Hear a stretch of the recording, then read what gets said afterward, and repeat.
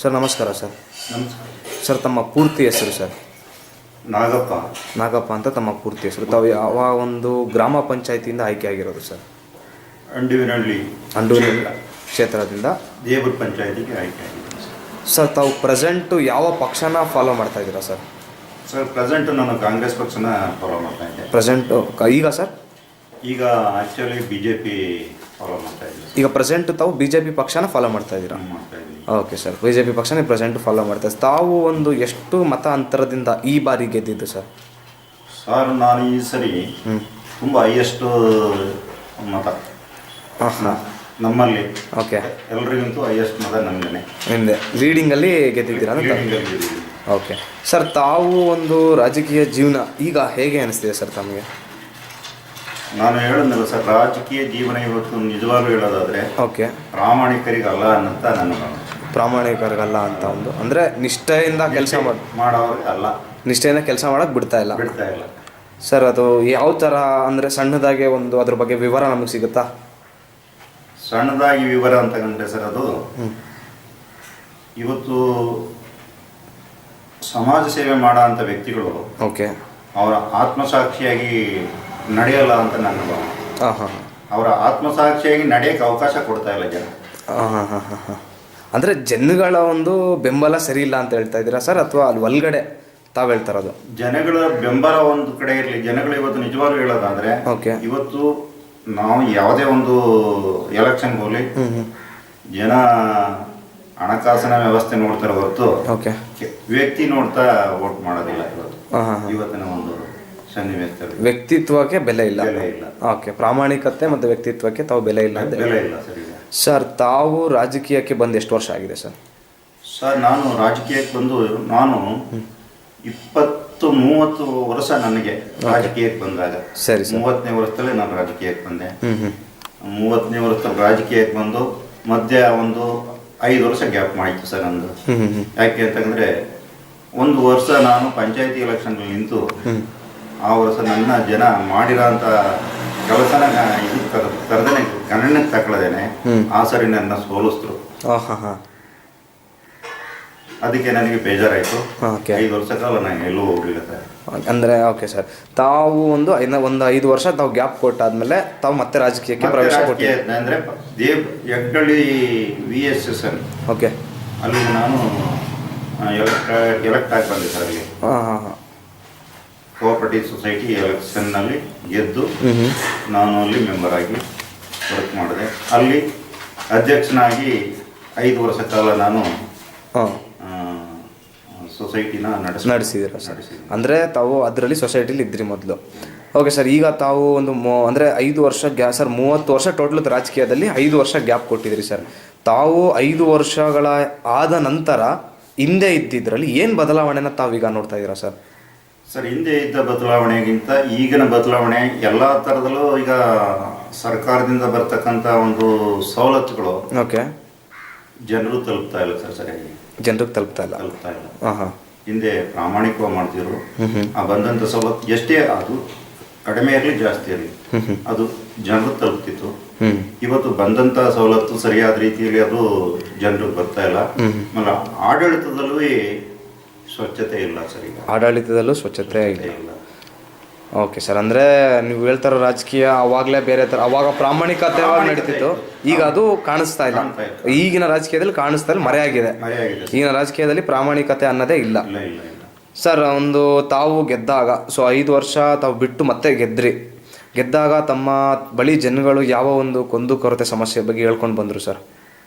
ಜಾಸ್ತಿ ಕೇಳ್ಕೊಂಬಂದಿದ್ದು ಅಲ್ಲಿ ನನಗೆ ಅವರು ನಾನು ಇದಾದಾಗ ಅವರು ನಮ್ಮ ಗ್ರಾಮದಲ್ಲಿ ನಡೀತಕ್ಕಂಥ ಒಂದು ಕೆಲಸ ಕಾರ್ಯಗಳಲ್ಲಿ ಓಕೆ ಸಿಕ್ಕಾಪಟ್ಟೆ ಕುಂಠಿತವಾಯಿತು.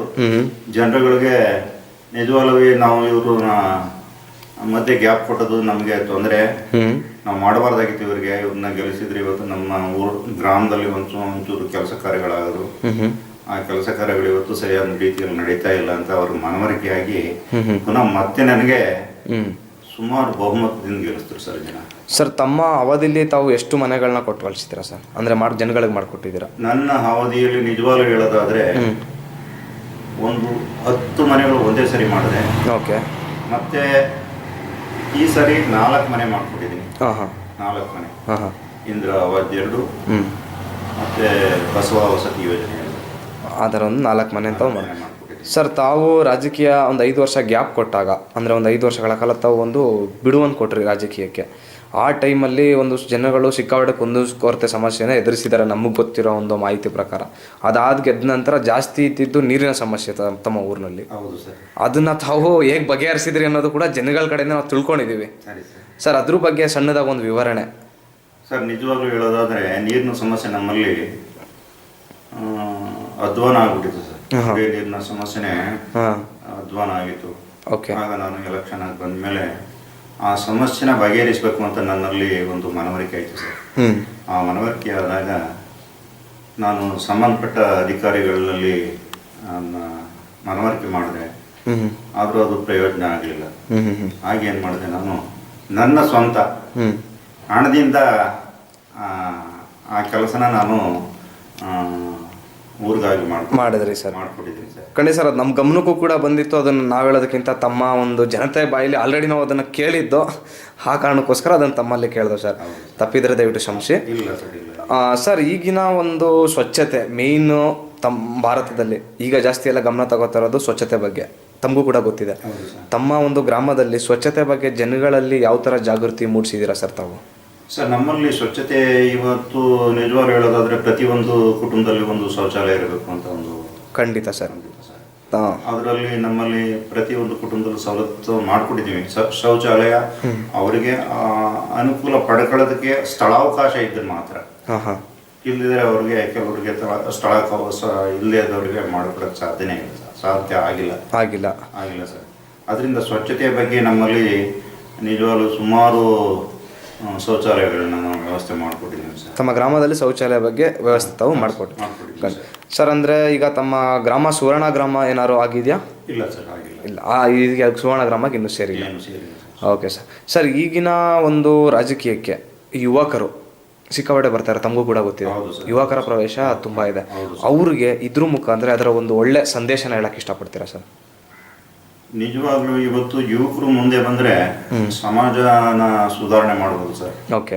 ಆ ಸುಧಾರಣೆ ಮಾಡೋಂಥ ಯುವಕರಲ್ಲಿ ಆ ಅರ್ಹತೆ ಇರಬೇಕು. ಖಂಡಿತ ಸರ್. ಆ ಅರ್ಹತೆ ಇದ್ರೆ ಮಾತ್ರ ಯುವಕರು ರಾಜಕೀಯ ಮಾಡೋಕ್ಕಾಗೋದು.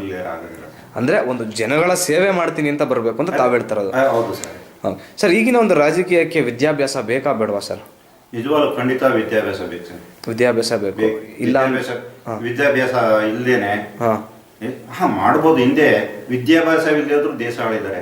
ಓಕೆ. ಅಂತ ಸನ್ನಿವೇಶಗಳು ನಿದರ್ಶನಗಳು ಬೇಕಾದ ಇತಿಹಾಸದಲ್ಲಿ ಬೇಕಾದಷ್ಟಿದೆ. ಈಗ ಪ್ರೆಸೆಂಟ್ ಸರ್, ಈಗ ಪ್ರೆಸೆಂಟ್ ವಿದ್ಯಾಭ್ಯಾಸ ಇಲ್ಲದ ಮೇಲೆ ಏನು ಸಾಧ್ಯನೇ ಇಲ್ಲ. ಈಗ ಇವತ್ತಿನ ರಾಜಕೀಯದಲ್ಲಿ ವಿದ್ಯಾಭ್ಯಾಸ ಇಲ್ಲದೆ ಇದ್ರೆ ಕಷ್ಟ ಇದೆ.